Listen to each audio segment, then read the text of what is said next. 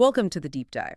Today we're pushing past the hype surrounding AI in pharmaceuticals. We're digging into the hard numbers. There's a $188 billion market opportunity we're talking about here. It's a staggering figure. Right.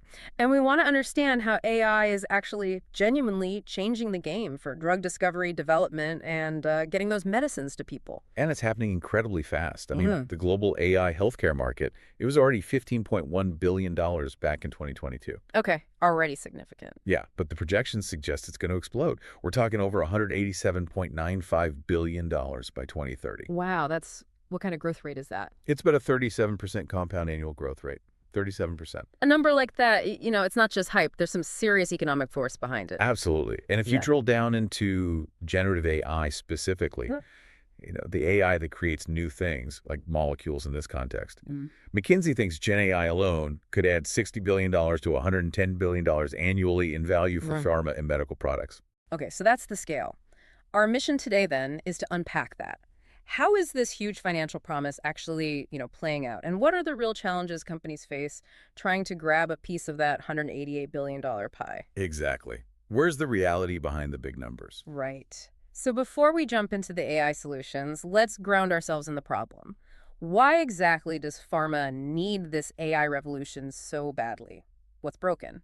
Uh, Fundamentally, it comes down to what you might call the brutal economics of traditional R&D. It's become incredibly slow, incredibly expensive. How slow and how expensive are we talking? You're looking at typically 10 to 15 years to bring one new drug to market, 10 to 15 years. and the average cost, somewhere between $2.5 billion and $2.6 billion, with a B. $2.5 billion for maybe one successful drug? That's a huge gamble. It is, and the odds are terrible. Roughly 90% of drug candidates that look promising early on, they fail somewhere during clinical trials. 90% fail. Yeah. So when you look at the drugs that actually enter clinical testing, only about 12% ultimately get FDA approval. 12. Abysmal. A crisis of productivity, really. That's exactly what the industry calls it. And time is also a killer. Right. The clock's always ticking. Yeah. If you've got a potential blockbuster, what does a delay actually cost? A huge amount. Our sources show that each month of delay for a significant drug can cost a company anywhere from $600,000 to $8 million. $8 million a month. Lost. In lost revenue opportunity, yeah. So getting to market faster isn't just nice to have, it's arguably the biggest competitive advantage. The industry isn't just chasing tech trends, it's fighting for survival, needing ways to slash that decade-plus timeline and improve those awful odds. Okay, so that paints a pretty stark picture of the need. Yeah. Let's pivot then to the reality of what AI is actually achieving. The promise is speed, right? And the numbers seem pretty impressive, especially right at the start of the process. They really are. And what's maybe most striking is the improvement in predictability early on. Drugs discovered using AI methods are hitting phase I clinical trial success rates of 80% to 90%. Wait, say that again, 80 to 90. 80 to 90% success in phase I.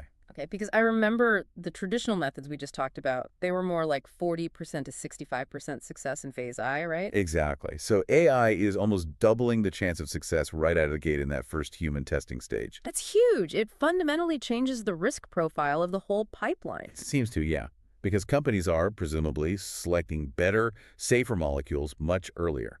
And this leads to some really dramatic time savings. Like the Exscientia example. Right. Companies like Exscientia have shown they can use AI to shrink that initial drug candidate development timeline, usually around 4.5 years of preclinical work, down to just 12 to 15 months. 4.5 years down to just over a year.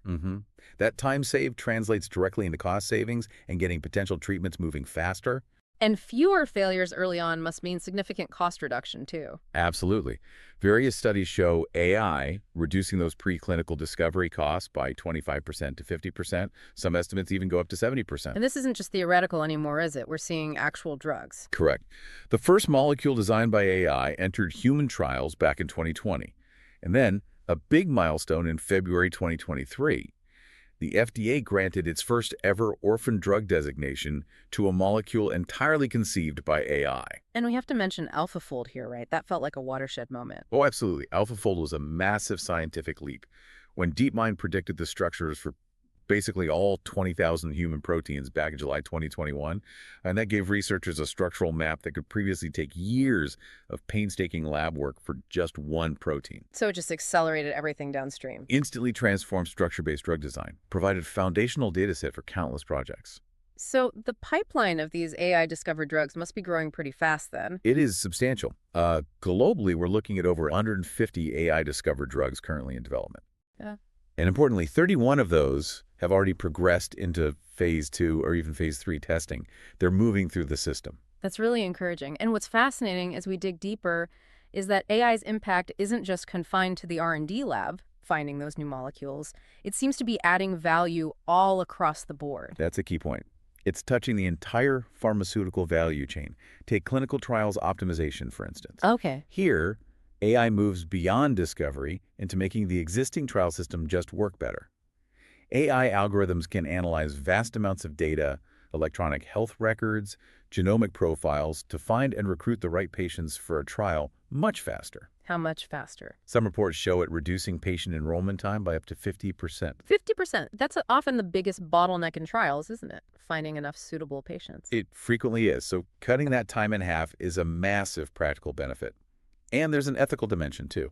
Well, by analyzing demographic data, AI can help ensure that trials recruit a more diverse patient population, mitigating some of the historical biases we've seen in clinical research related to gender or ethnicity. Right, making sure the drugs are tested on populations that actually reflect who might use them.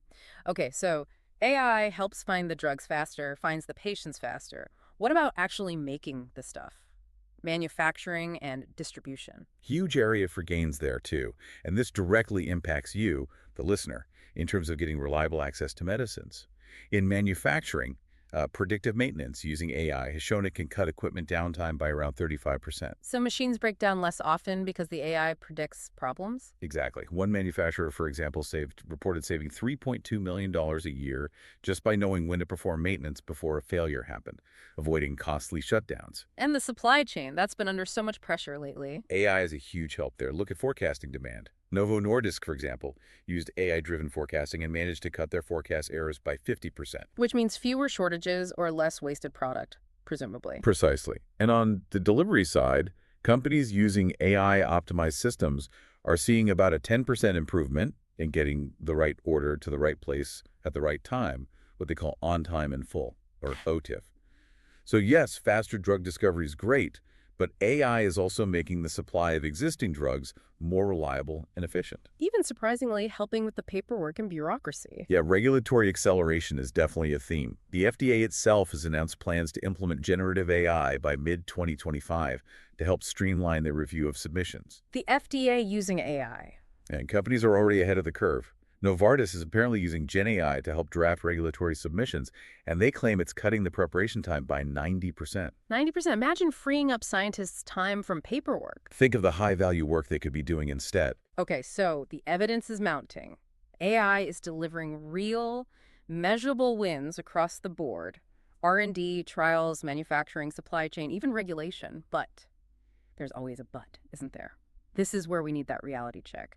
Where does the hype hit a wall? This is the crucial part of the conversation, I think.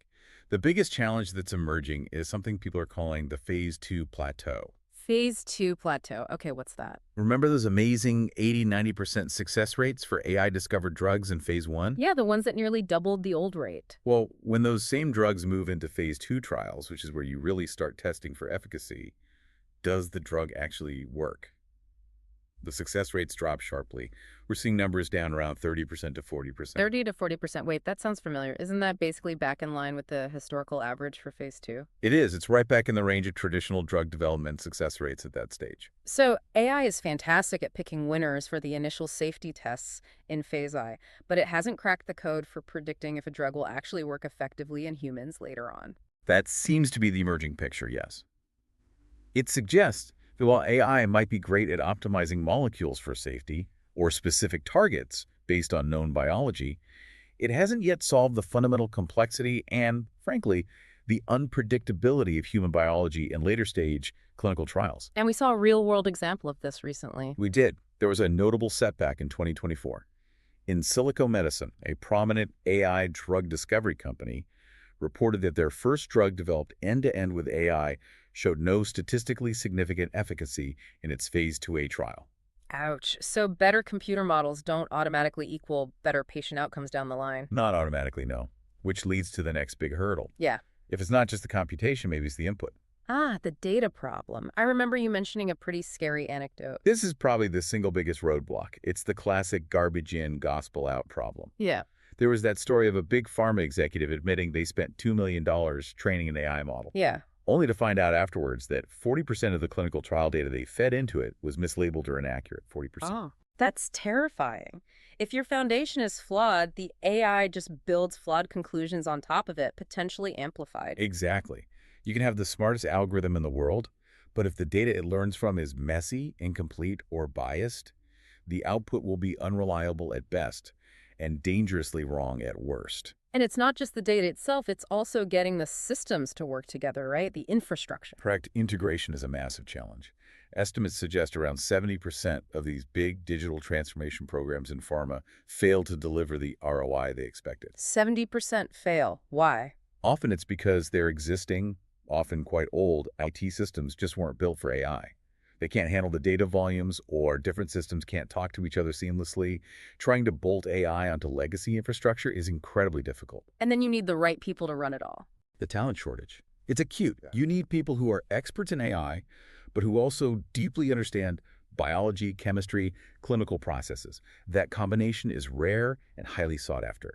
In Germany, for instance, something like 30% of IT-related jobs in the pharma sector are unfilled. Okay. So we have this huge $188 billion opportunity. We have clear proof AI can deliver amazing results early on and in operations. But we also have these major roadblocks: the phase 2 plateau, the data quality crisis, integration nightmares, and a talent gap. How do companies actually navigate this to capture that value? What's the strategy? It really seems to come down to nailing four critical things, four strategic pillars. Okay, what are they? First, and this is non-negotiable, fix the data foundation. Companies absolutely have to invest in cleaning, structuring, and standardizing their data.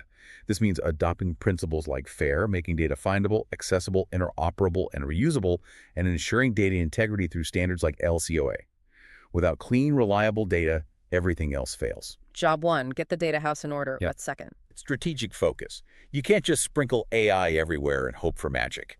The companies succeeding are applying AI to very specific, high-impact problems where the ROI is clearest. Where is that ROI highest, generally? Well, analysis from firms like PwC suggests operational efficiency.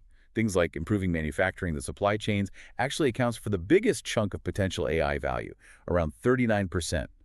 R&D acceleration is next, at about 26%. That's interesting. So the quickest wins might actually be in optimizing existing operations, not just moonshot drug discovery. It often seems that way, yes. Yeah. Faster, more reliable manufacturing and delivery has a very tangible, near-term payoff. Okay, third pillar, team building. Getting the right people working together. Exactly. You need genuine collaboration between the domain experts, the biologists, the chemists, the clinicians who understand the science, and the AI specialists who know how to build and deploy the models. It requires breaking down traditional silos. And companies need aggressive plans for both recruiting and upskilling their current workforce. Makes sense. And the fourth pillar. Governance and ethics. This is crucial. Companies need clear frameworks for how they develop and use AI. That includes transparency in how models work, proactive steps to mitigate bias, especially by ensuring training data reflects diverse populations, and robust change control processes to adapt as regulations from the FDA and other bodies evolve. And presumably not trying to do it all alone. Absolutely. That ties into strategy and teams. Partnerships are key. We know 88% of organizations are investing in AI, but many are realizing they can move faster by collaborating with specialized AI, biotechs, academic centers, and tech vendors, rather than trying to build every single capability in-house. So when we started, we talked about AI and pharma as this huge promise. But listening to all this, it feels like we've moved beyond just promise. It's becoming an operational reality, right? I think that's fair to say. We're seeing documented, measurable results now. That near doubling of phase I success rates, the 50% cut in forecast errors, the 35% reduction in machine downtime. These aren't projections anymore. They're happening. The $188 billion opportunity is definitely real then. It's absolutely real, but it's not going to be distributed evenly. That value is going to flow, I believe, to the organizations that execute with real discipline across those four pillars we discussed.